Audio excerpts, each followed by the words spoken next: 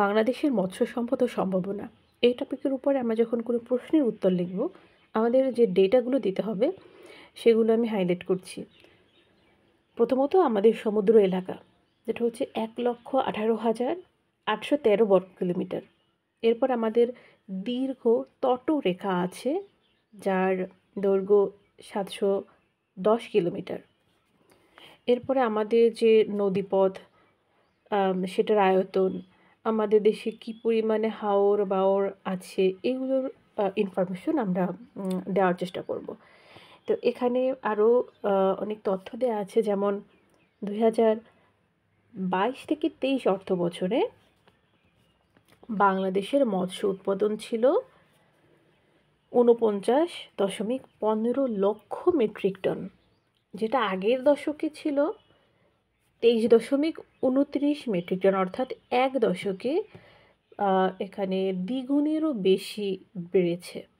এবং এই যে 49.15 লক্ষ মেট্রিক টন, এখানে শুধু ইলিশের উৎপাদনই ছিল 5.71 লক্ষ মেট্রিক টন। আমরা এখানে দুটো নীতিমালা আইনের কথা উল্লেখ করব, যেমন সামুদ্রিক মৎস্য আহরণ নীতিমালা 2022, সামুদ্রিক মৎস্য বিধিমালা এটা 2023। জাতিসংঘের খাদ্য ও কৃষি সংস্থা FAO 2022 সালে যে রিপোর্ট দিয়েছে সেখানে উল্লেখ করা হয়েছে যে আমাদের বাংলাদেশ অভ্যন্তরীণ মুক্ত জলাশয়ের মৎস্য আহরণে বিশ্বের 3য় স্থানে আছে এবং বদ্ধ জলাশয়ে 5ম। আবার ইলিশ আহরণে বাংলাদেশ বিশ্বে 1ম। এই 3টে ইনফরমেশন আমরা এখানে উল্লেখযোগ্য বলতে পারি।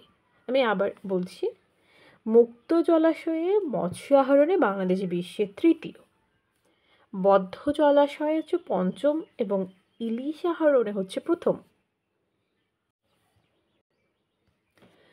ইলিশ ও বাগদা চিংড়ি, যেটা আমাদের মৎস্য উৎপাদনের প্রধান দুইটা খাত, এবং এই দুটোই হচ্ছে জিআই স্বীকৃত পণ্য, যেটা আমাদের খুবই গর্বের একটা বিষয়। বর্তমানে বাংলাদেশে মৎস্যজাত পণ্য 52টি দেশে রপ্তানি করা হচ্ছে। এটা খুব গুরুত্বপূর্ণ একটা ইনফরমেশন। 52টি দেশে আমরা মৎস্য রপ্তানি করি। বিশ্বব্যাপী আর্থিক মন্দার পরও 2022 এবং 23 অর্থ বছরে 69,881 মেট্রিক টন মৎস্যজাত পণ্য বাংলাদেশ থেকে রপ্তানি করা হয়েছে, যার মধ্য দিয়ে আয় হয়েছে 4,790 কোটি টাকা। মৎস্য খাত বাংলাদেশের জিডিপিতে 2.41% অবদান রাখে। এটা একটা ইম্পর্ট্যান্ট একটা তথ্য যে জিডিপিতে মৎস্য খাতের অবদান কত, 2.41%।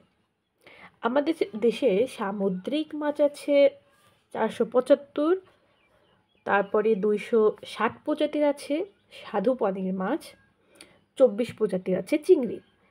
তাছাড়া আমাদের দেশে বিদেশি মাছও চাষ করা হচ্ছে 12 প্রজাতির।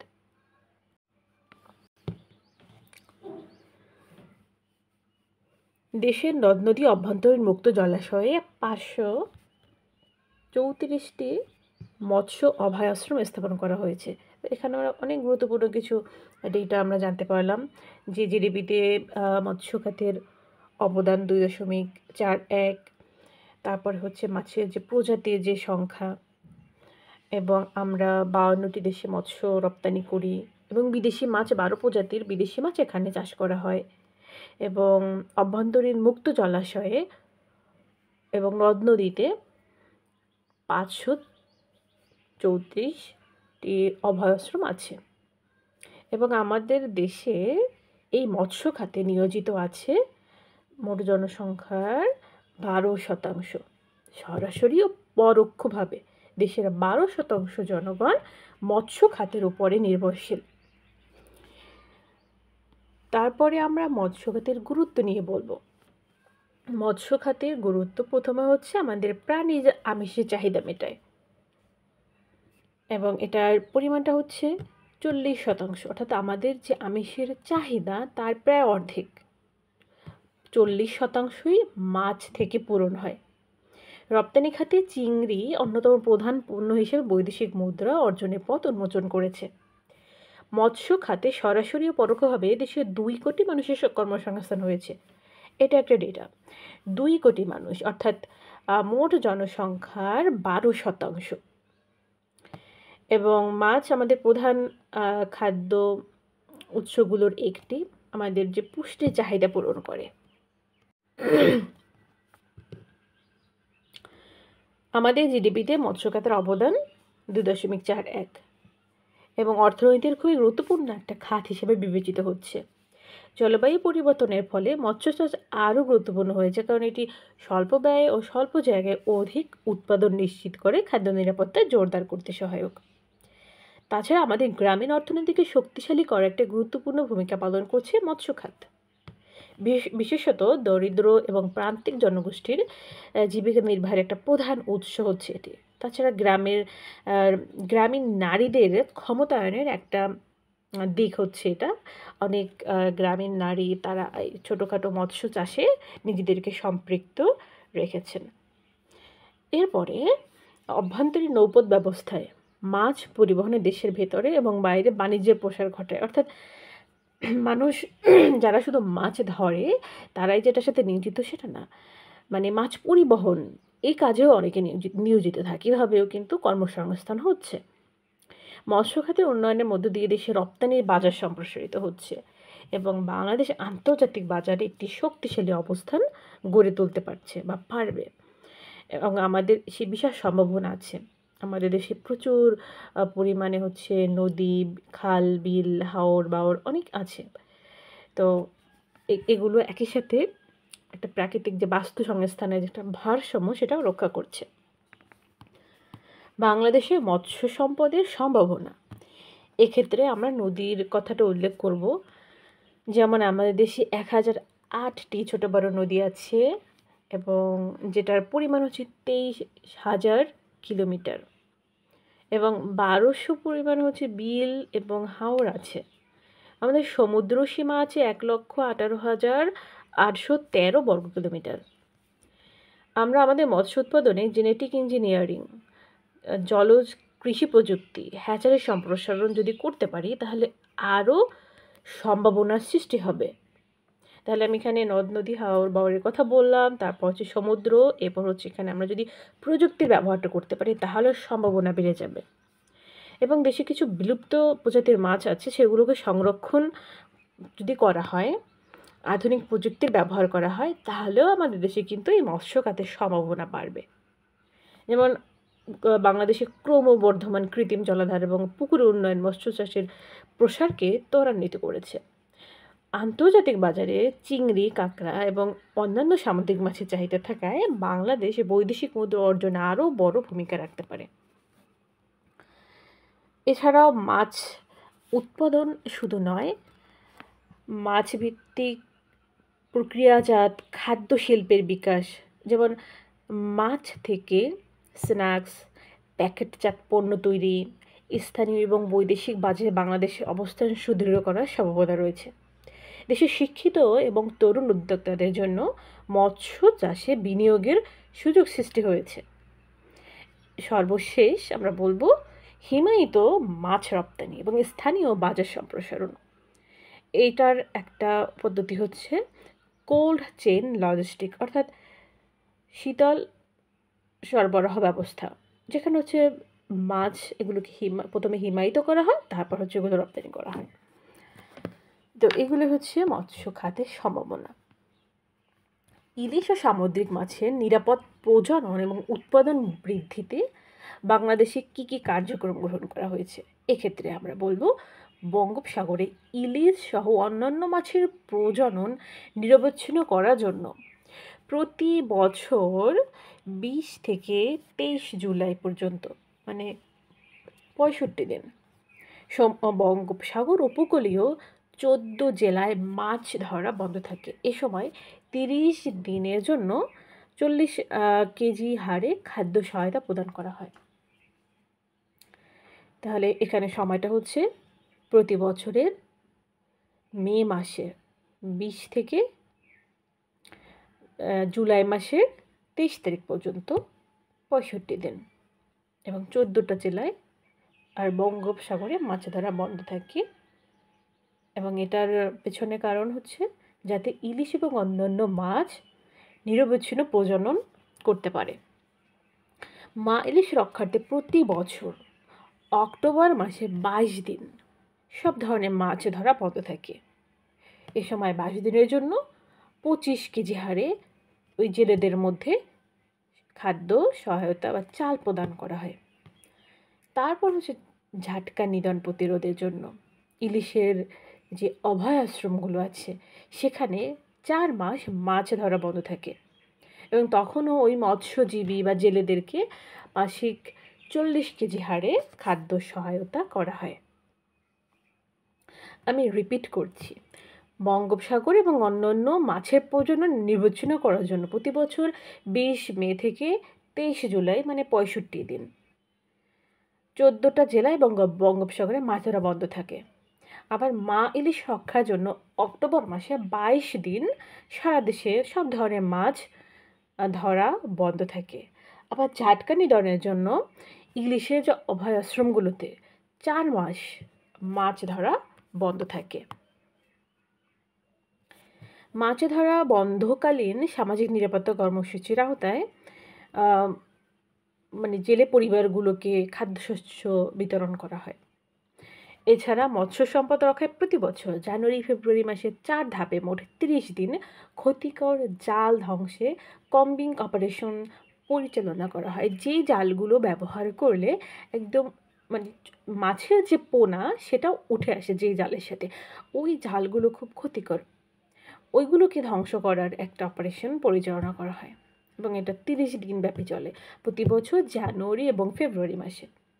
জেলে নিবন্ধন সংক্রান্ত তথ্য, সরকার অগ্রাধিকার প্রকল্প হিসেবে জেলে নিবন্ধন এবং পরিচয়পত্র প্রদান প্রকল্পের আওতায় 16 লক্ষ জেলে নিবন্ধন করা হয়। অর্থাৎ যারা মৎস্যজীবী তাদের একটা নিবন্ধন করে নিতে হয় মাছ ধরার জন্য, তাদেরকে কার্ড বিতরণ করা হয়।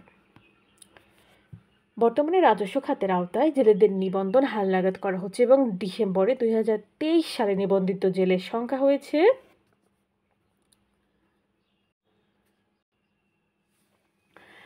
18,01,377 জন। খুব শীঘ্রই প্রায় 1.5 লক্ষাধিক জেলের মাঝে কার্ড বিতরণ করা হবে। মৎস্য সম্পদে বর্তমান চ্যালেঞ্জগুলো কি?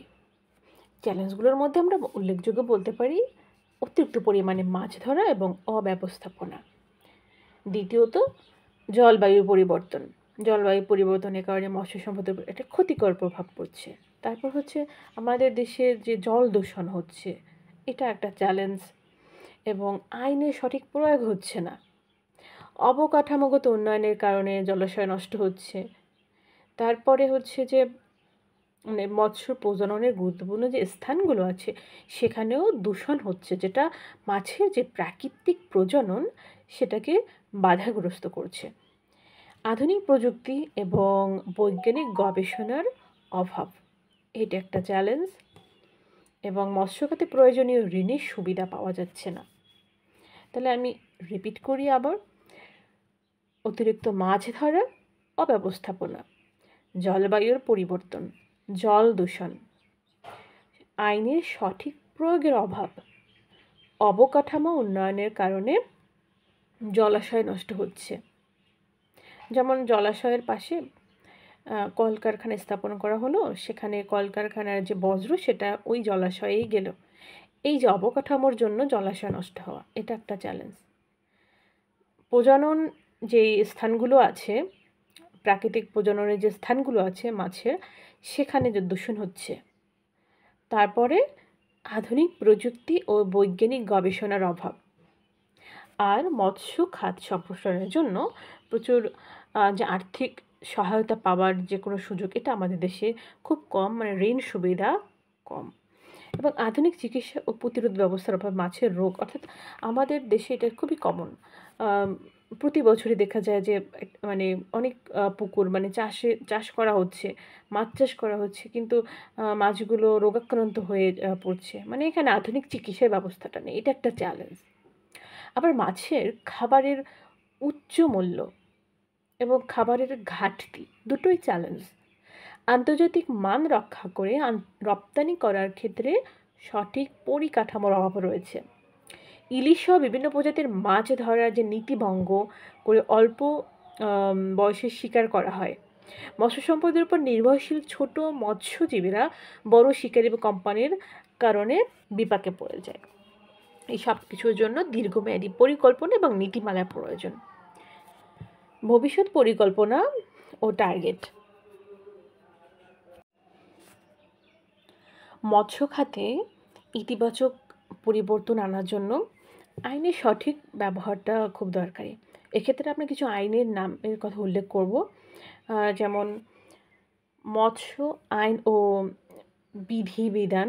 এর মধ্যে অন্যতম হচ্ছে মৎস্য সংরক্ষণ আইন 1950। দ্বিতীয়, সামুদ্রিক মৎস্য আহরণ নীতিমালা, এটা 2022। সামুদ্রিক মৎস্য বিধিমালা 2023। ইলিশ সংরক্ষণ সংক্রান্ত আইন 2015। তাহলে সামুদ্রিক বিষয়ক দুটো, একটা হচ্ছে নীতিমালা, একটা হচ্ছে বিধিমালা। আর ইলিশ সংরক্ষণ সংক্রান্ত এটা হচ্ছে আইন, আর মৎস্য সংরক্ষণ এটা আইন।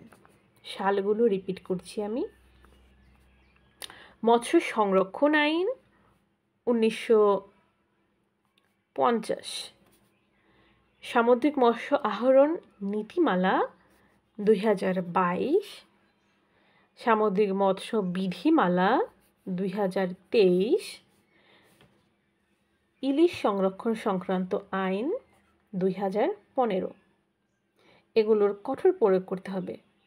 জলজ পরিবেশ রক্ষায় দূষণ কমাতে হবে। উপকূলীয় এলাকা এবং নদীবাহিত জলাশয় সংরক্ষণ করতে হবে। প্রযুক্তির ব্যবহার করতে হবে। মৎস্য রপ্তানি আন্তর্জাতিক বাজার সম্প্রসারণ করতে হবে।